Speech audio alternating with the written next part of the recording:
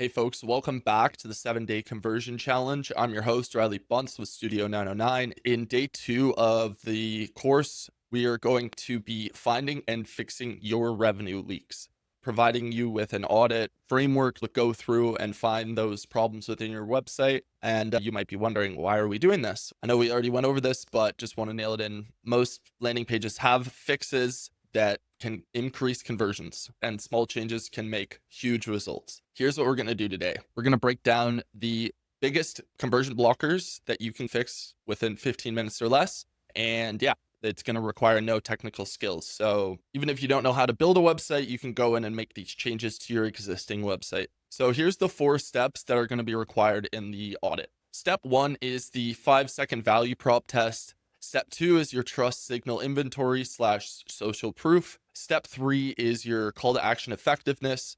And step 4 is your mobile experience audit. Each of these steps should take 3 minutes or less, and they should look pretty familiar from what we covered yesterday. Starting off with the 5-second value prop, here's what you're going to do. You're going to open your landing page in your web browser, look at it for exactly 5 seconds. Write down, this company helps who do what so they can outcome. An example would be, this company helps founders make websites so they can convert better. Red flags to look for. If you can't fill in the blanks clearly, you're doing it wrong. If you have too many buzzwords like innovative and revolutionary, get rid of them. If there's no specific outcome, you need to fix that. When it's unclear who it's for, there's a big problem. Here's a quick fix formula to create a value proposition statement that stands out. We help specific audience achieve specific outcome in time frame without common pain point. So we help founders achieve high converting websites in 2 weeks or less with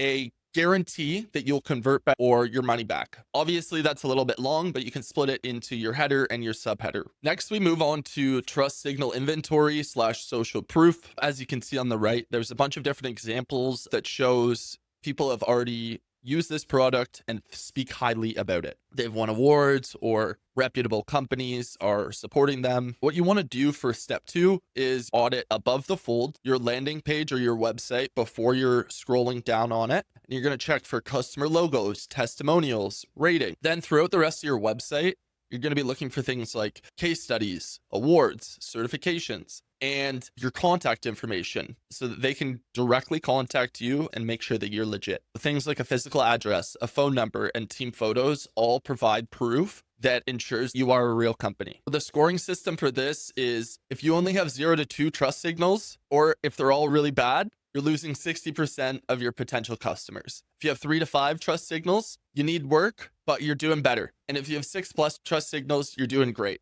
The quick wins here are adding 3 customer logos above the fold, including 1 testimonial with a photo and name if you haven't already, and adding an as seen in media mention. Here's the landing page above the fold with a client that I previously worked with, and you can see 10+ reviews from verified customers. It doesn't need to be a crazy amount. As long as you have some people backing you up and they're legit reviews that they can find on Google or on your page from real people, it's going to show that you have some legitimacy. Additionally, you can go on to say how many clients you've worked with or your total output of projects, awards you've won. Anything like that is going to help to showcase your brand and your legitimacy. Step 3 is going to be your call to action effectiveness check. For this step, you're basically going to want to count the total number of call to actions on your page. If there's only 1 or 2, put more. Make them more available in more sections. Also, you want to do the grandmother test. Think about your grandmother or an old lady. If she clicked on that button, what is she expecting to happen? Is it enticing enough for her to click on it?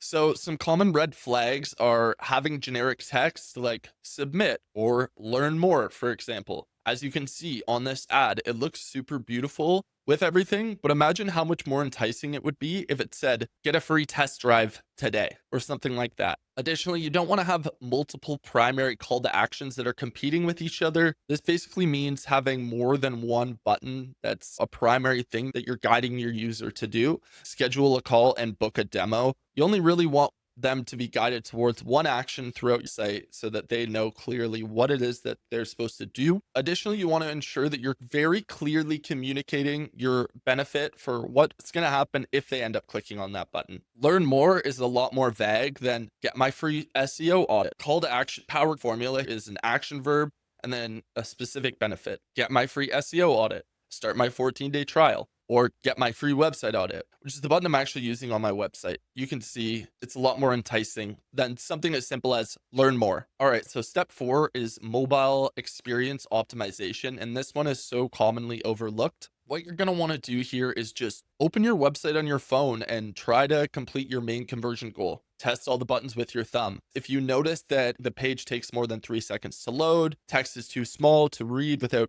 actually zooming in or holding your phone closer to your face, buttons are too small to tap easily, and the pop-ups can't be closed, these are all big red flags, and you want to make sure that you're fixing these problems. Another important thing to consider is the thumb zone test. When you're holding your phone naturally, is it easy to click on the main call to action with your thumb, or do you have to reach to get to it? You want to ensure that buttons are super clickable and easy to access areas to ensure that visitors have it as easy as possible to go through with your desired call to action. All right, so those are the main 4 steps. And now that we've gone through each and every one of them, what we're going to be doing is ranking each of those areas from 1 to 10, with 1 being the worst and 10 being as good as you can be. So again, you're going to be rating value proposition clarity, trust signals, call to action effectiveness, and overall mobile experience. You're going to rate that score or tally that score up out of 40. And then what your score means is if it's between 30 and 40, you're optimization ready. If you're between 20 and 29, you have a good foundation. And if you fix 2 to 3 weak areas, your website's going to be in a really good place. And between 10 to 19, you have major improvements needed. And I hate to say it, but if your score is below 10, you have a conversion emergency. Hit the red button,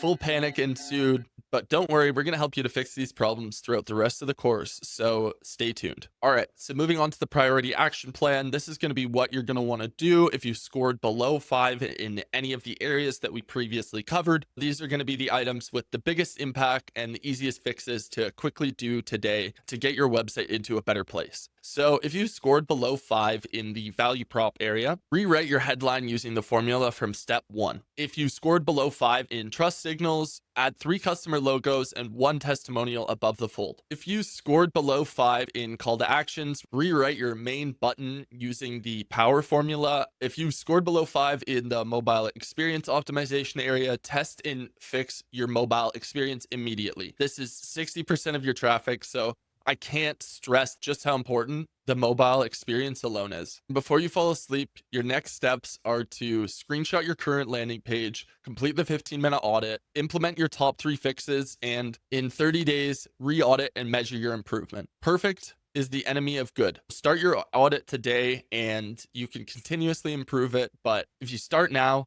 at least you're doing something. Thanks for tuning in to day 2. If you made it this far, you made it more than most. So I'm proud of you. And yeah, don't go anywhere. Over the next 4 videos, we're going to be breaking down each of those 4 key areas into much more specific feedback that you can improve to really ensure that your website is converting as high as possible. We're also going to include one last day that looks at advanced user flow optimization for the different types of users. So stay tuned for that. And yeah, peace. We'll see you in the next one.